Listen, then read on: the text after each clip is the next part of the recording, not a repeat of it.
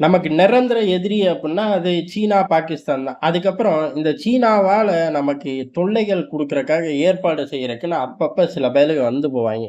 அந்த லிஸ்ட் அப்படியே ரவுண்ட் அடிச்சுக்கிட்டே இருக்கும். உதாரணத்துக்கு ஸ்ரீலங்கா, மால்தீவ், நேபாள், மலேசியா இப்படி போய்க்கிட்டே இருக்கும்.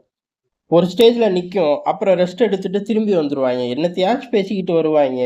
உருப்படாத பயலுக. கடைசி வரையும் உருப்ட்டதாக சரித்திரமே இல்ல. இந்த லிஸ்ட்ல பங்களாதேஷ் வந்து நிக்குது. ஆனா இங்க பிரச்சனையே என்னன்னா, பங்களாதேஷ் நாடும் கிடையாது. வந்து நிக்கக்கூடியவன் ஒரு அரசியல்வாதியும் கிடையாது. மக்களால் தேர்ந்தெடுக்கப்பட்டவனும் கிடையாது. ராணுவ பின்புலமும் கிடையாது. சரி, யாரோ தூக்கிட்டு வந்து உட்கார வச்சுட்டாய்ங்க. ஒரு அதிபரா ஆளப் போறான் அப்டின்னா, அதுவும் கிடையாது. இவன் பாட்டு உட்கார்ந்துக்குவான். 2 கூட்டத்த வளர்த்து வச்சிருக்கான். ஒண்ணு 2மே ரவுடி கூட்டம். அதுக்கு லேபிள் ஒண்ணு வந்து மாணவர் அணி, இன்னொரு வந்து அடிப்படைவாதி அணி. இந்த 2 பயலுகளும் பங்களாதேஷ்ல செய்யாத அட்டூழியங்கள் கிடையாது. என்ன ஒண்ணு, விடிஞ்சு எந்திரிச்சோனே ரோட்டுக்கு வந்து நின்றுவாய்ங்க. ரோட்ல நின்னு பார்ப்பாய்ங்க. கண்ணுக்கு தெரிஞ்ச எதையாச்சும் அடிச்சு உடைக்கிறது தான் இவர்களோட ஒட்டுமொத்த கொள்கை, கோட்பாடு. அப்புறம் எப்படி நாடு விளங்கும் அப்படின்னு கேட்டா, அந்த நாடு விளங்குன்னு யார்றா சொன்னா? அப்படிங்கிற மாரி தான் கிளப்பி விட்ட அமெரிக்காவே சொல்லும். அமெரிக்கா கிளப்பி விட்டு பைடன் நிர்வாகம் போயிருச்சு. ட்ரம்ப் நிர்வாகம், டேய் அவன் அனுப்பிச்சு விட்ட ஆளெல்லாம் வேவு பார்க்கலாம் நம்மளால முடியாது. அது அப்படியே தொடர்பை துண்டிச்சிரு. அவன் எக்கேட கெட்டு போறான். பக்கத்துல உள்ள இந்தியா வச்சு செய்யட்டும். அவன் ஸ்டைல்ல வச்சு செஞ்சுக்கட்டும். நம்ம தலையிட போறதில்லன்னு விலகிட்டார்கள். இந்தியா சீக்கிரம் ஆட்டத்தை ஆரம்பிச்சு முடிக்கணும். பங்களாதேஷ் விவகாரத்துல சும்மா வேடிக்கை பார்த்துக்கிட்டே இருந்தா பங்களாதேஷ் என்ன வேணாலும் செய்வான். காரணம் அவன் நாடும் இல்ல, தலைவனும் இல்ல. தீவிரவாதியும் கிடையாது. அவன் ஒரு லோக்கல் ரவுடி பங்களாதேஷ்ல இருக்கக்கூடிய ஒரு கேங்ஸ்டர் ரவுடி எப்படி செயல்படுவானோ அதே மாதிரிதான். காரணம் என்ன அப்படின்னா, இப்ப சீனால போய் உட்கார்ந்துட்டாரு யூனுஸ். சீனால போய் உட்கார்ந்து என்ன செய்ய முடியும்? ஒண்ணுமே செய்ய முடியாது. சீனால ஐரோப்பா தலைவர்களே போய் ரவுண்ட் அடிச்சுட்டு, ஐயே இவங்க கிட்ட போனோம்னா நம்மள சுத்தமா உருப்படாம ஆக்கிடுவான்னு தெரிச்சு ஓடி போயிட்டாருங்க. ஷகுனிக்கெல்லாம் அப்பன் ஐரோப்பால உள்ளவன். அவனே தெரிச்சு ஓடுனப்ப இந்த மனுஷன் போய் என்ன பண்ண முடியும்? ஒண்ணும் பண்ண முடியாது. பங்களாதேஷ் எழுதி குடுப்பானா அப்படின்னு கேட்டா, சீனா வாங்க மாட்டான்டா. அங்க என்ன இருக்கு? ஸ்ட்ராட்டஜிக் லொகேஷன் அப்படிலாம் ஒண்ணும் கிடையாது. வேற எதுவும் மண்ணுக்குள்ள இருக்கா? மண்ணுக்குள்ள ஒண்ணும் கிடையாது. அப்புறம் என்ன? பக்கத்துல வச்சு இந்தியாவுக்கு அச்சுறுத்தல் குடுக்கலாம். இத தாண்டி ஒண்ணும் கிடையாது. யூனுஸும் போய் அதான் பேசுறாரு. என்ன கொஞ்சம் திமிருத்தனமா முந்திலாம் சிக்கன் நெக்கு, டக் நெக்குன்னு கத்திக்கிட்டு இருப்பாய்ங்க. கழுத்த பிடிச்சு திருகி வீசிப்புடுவோன்டா அப்படின்னு மிரட்டுனதுக்கு அப்புறம், அத விட்டுட்டு புதுசா ஒரு உருட்டு உருட்டுறாய்ங்க. என்ன அப்டின்னா, இந்தியாவோட வடகிழக்கு மாநிலங்களுக்கு கடலே கிடையாதாமா. கடல் வரணும் அப்டின்னா பங்களாதேஷ் கிட்ட வரணுமாமா. இல்லாட்டி அந்த மாநிலங்களுக்கு கடலே கிடையாதாமா. அந்த பகுதிகளுக்கு கடலே கிடையாதுன்ட்டான். அப்ப இந்தியாவோட கடற்கரையில அவனுங்க வந்து போமாட்டாய்ங்க, யூஸ் பண்ண மாட்டாய்ங்க. இதுல இருக்க மைலேஜ அவனுங்க அனுபவிக்க மாட்டாய்ங்க, அந்த பகுதி மாநில மக்கள்கள்.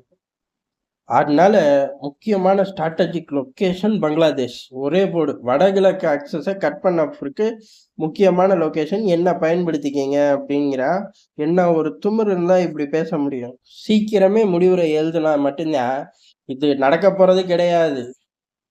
இத சிக்கன் நெக், டக் நெக்க தான் கோட் பண்ணியிருக்கணும். என்ன ஒண்ணு அதை கழுத்த பிடிச்சு திருக்கி விடுவாய்ங்க ஸ்பாட்லயே அப்படின்னு பயந்துகிட்டு இப்படி சுத்தி வளைச்சு பேசுறான். ஆனா அதுவே ஒரு பெரிய திமிரா பேசிட்டான் அப்படிங்கிறதுதான் எதார்த்தமான உண்மை.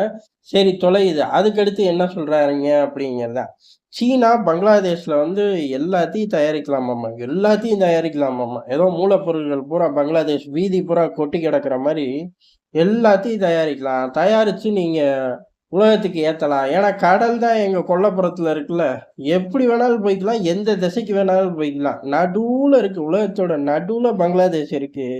சீனா அந்த கடற்கரையை யூஸ் பண்ணி 4 திசையிலயும் ஜெட் வேகத்துல கிளம்பி போலாம். எங்க கடல்லயே. அப்படிதான் கனவு கண்டு சீனால உட்கார்ந்து பேசிக்கிட்டு இருக்காரு. இது மட்டும் கிடையாது. நீங்க அடுத்த ஸ்டெப்பே எவ்வளவு நோபல் பிரைஸ் கூமுட்டைகளுக்கு தான் குடுப்பாங்களாட்டுக்கு. நீங்க உலகத்துக்கெல்லாம் ஏத்துறதெல்லாம் 2வது. முதல்ல சீனாவுக்கே ஏத்திரலாம். எங்க கிட்ட செய்யுங்க. சீனால வியுங்க அப்படிங்கிறாரு. டேய்! அவன் அவன்கிட்ட செஞ்சு உலகம் பூரா விக்கிறான்டா. உன்கிட்ட செஞ்சு சீனாவுக்கு எதுக்கு கொண்டு போணும்? அங்க என்ன இடத்துக்கு பஞ்சமா? இல்ல ஆட்களுக்கு பஞ்சமா? இல்ல மூலப்பொருட்களுக்கு பஞ்சமா? அம்புட்டையும் அவனே செஞ்சு அம்புட்டு பயலுக்கு ஏத்தி விட்டுக்கிட்டு இருக்கான். இல்ல சீன பையன் அனுபவிக்கிறதுக்கு இங்க இருந்து வரணுமாமா.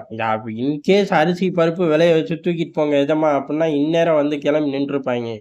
ஆனா, இப்படி கூப்பிட்டுக்கிட்டு இருக்கு பைத்தியம். ஆனா என்ன பண்றது? இந்த மாரி பைத்தியங்கள விட்டு வைக்கும்போது, இந்த மாரி கேலி கூத்துக்களை இன்டர்நேஷனல் அரங்கத்துல உட்கார்ந்து அவனுங்க பாட்டு நிகழ்த்துவாய்ங்க. இதுக்கு வெளியுறவு கொள்கை பதில் சொல்லிக்கிட்டு இருக்கணும். இல்ல அப்டின்னா, இத ஏதாச்சும் ஒரு வேர்டிங்ல எழுதி வச்சுட்டு, "அந்த காலத்திலே இப்படி ஒரு சச்சரவு இருந்துச்சு தெரியுமா?" அப்படின்னு சில வருடங்கள் கழிச்சு பேசுவாய்ங்க.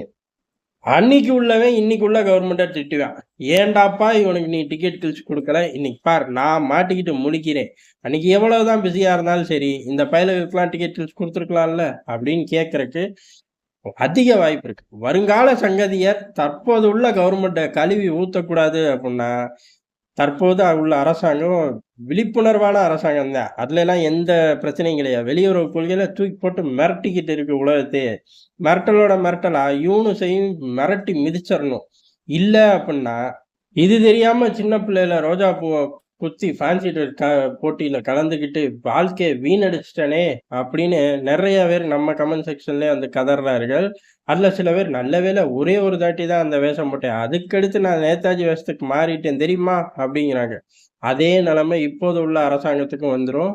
வரக்கூடாது அப்புட்ன்னா, யூனுஸ மிக விரைவில் தூக்கி வீசிறணும். தூக்கி வீசிருவார்கள். அதுல மாற்று கருத்துக்கே இடம் கிடையாது. என்ன ஒண்ணு, ஒரு நாடு, ஒரு அரசாங்கம்ங்கிற பார்வையில பார்த்து வீசக்கூடாது. இவனுங்க தீவிரவாதிகளும் கிடையாது. இவனுங்க ஒரு நாட்டுல இருக்கக்கூடிய ரவுடி கூட்டம். இப்ப ரவுடி கூட்டத்த கேங்ஸ்டர அடக்குற பாணியில செயல்பட்டா மட்டும் தான் ரிசல்ட் இம்மீடியட்டா கிடைக்கும் அப்படிங்கிறது எதார்த்தமான உண்மை. நன்றி, வணக்கம்.